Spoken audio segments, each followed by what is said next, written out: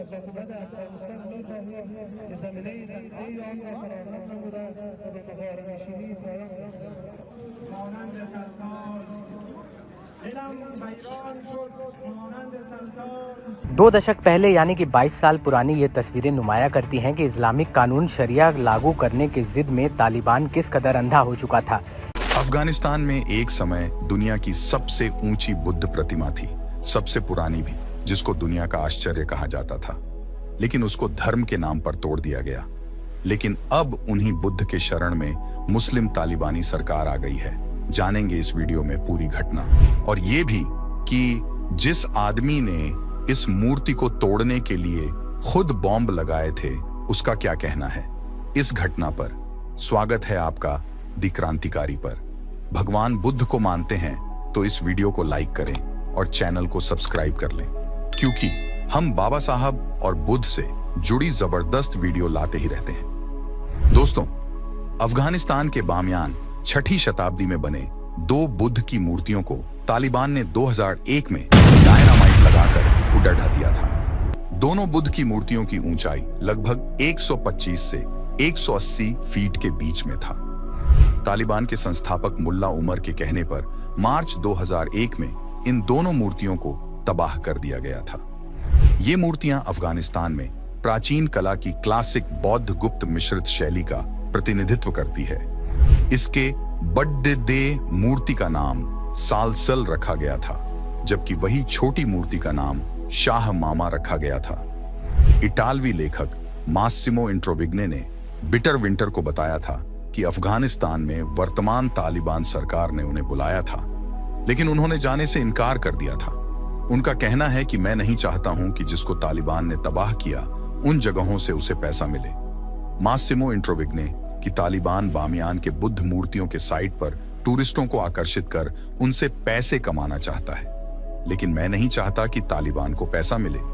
तालिबान जब से सत्ता में आया है तब से वह आर्थिक संकट से जूझ रहा है।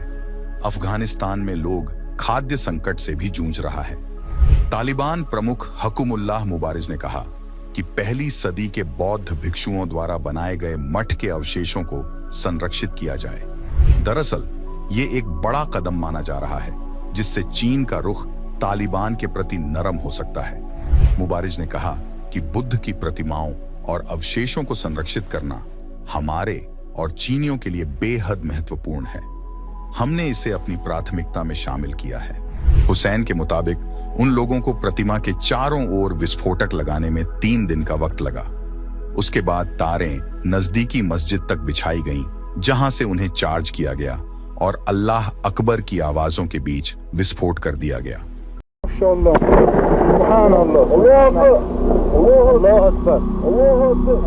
वह बताते हैं, जब धमाका हुआ तो बुद्ध के आगे सिर्फ धुआं और लपटें नजर आ रही थीं और हवा में बारूद की गंध थी।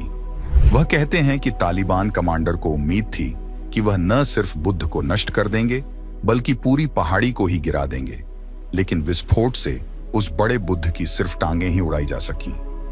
अंतर्राष्ट्रीय स्तर पर आलोचना के बावजूद तालिबान चुप नहीं हुआ और विस्फोटक लाए गए जो साबुन जैसे दिख रहे थे और आटे की लोई जैसे महसूस हो रहे थे। वह कहते हैं, उसके बाद से वह रोज 2 या 3 विस्फोट करते थे ताकि बुद्ध को पूरी तरह नष्ट किया जा सके। हम प्रतिमा में ड्रिल करके उनमें डायनामाइट लगाते थे। इस पूरी प्रक्रिया में 25 दिन लगे।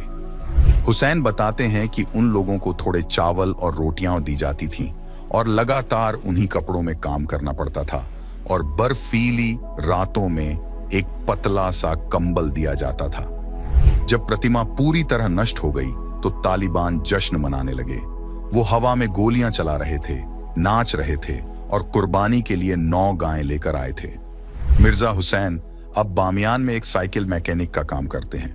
वह कहते हैं कि अब वह शहर में सुरक्षित महसूस करते हैं और उम्मीद करते हैं कि विदेशी दानदाता और सरकार मिलकर बुद्ध प्रतिमा को फिर से बनाएंगे। प्रतिमा को नष्ट करने में अपनी भूमिका को लेकर उन्हें पछतावा है। वह कहते हैं, मुझे तब भी इसे लेकर अफसोस था, अब भी है और हमेशा रहेगा। लेकिन अगर मैंने विरोध किया होता तो उन्होंने मुझ मार दिया होता। मेरे पास कोई चारा नहीं था। उस प्रतिमा को फिर से बनाए जाने की उनकी इच्छा निकट भविष्य में तो पूरी नहीं होने जा रही है। उन प्रतिमाओं में से एक को फिर से बनाने या फिर उस विशाल स्थान को एक यादगार के रूप में खाली छोड़ देने की बहस सालों से जारी है। हुसैन जैसे स्थानीय लोगों के लिए इलाके के पुरातात्विक विरासत को बचाने का सवाल सिर्फ बामियान की पहचान से जुड़ा हुआ नहीं है, यह पर्यटन के जरिए आने वाली स्थायी आमदनी से भी संबंधित है। मिर्जा हुसैन 26 साल के थे जब तालिबान ने उन्हें बामियान की मशहूर बुद्ध प्रतिमा में विस्फोटक लगाने का हुक्म दिया था। बलुआ पत्थर की प्राचीन प्रतिमा कभी विश्व भर में बुद्ध की सबसे ऊंची मूर्ति हुआ करती थी। इसे नेस्त नाबूद कर तालिबान ने दुनिया को भारी सदमा पहुंचाया था। मिर्जा हुसैन कहते हैं, पहले उन्होंने बुद्ध प्रतिमा पर टैंक और भारी गोलियों से हमला किया, लेकिन जब वह नाकाम रहे तो उन्होंने उसे नष्ट करने के लिए उसमें विस्फोटक लगाए। वह कहते हैं, तब उन्हें बाकी स्थानीय पुरुषों के साथ इस काम में लगाया गया था। ये सभी तालिबान के कैदी थे। बामियान के ज्यादातर लोगों की तरह मिर्जा हुसैन भी शिया मुसलमान हैं। इन लोगों को सुन्नी समुदाय से ताल्लुक रखने वाले तालिबान दुश्मन या काफिर मानते थे। मई 1999 में महीनों तक चले युद्ध के बाद तालिबान ने बामियान पहाड़ियों पर कब्जा कर लिया।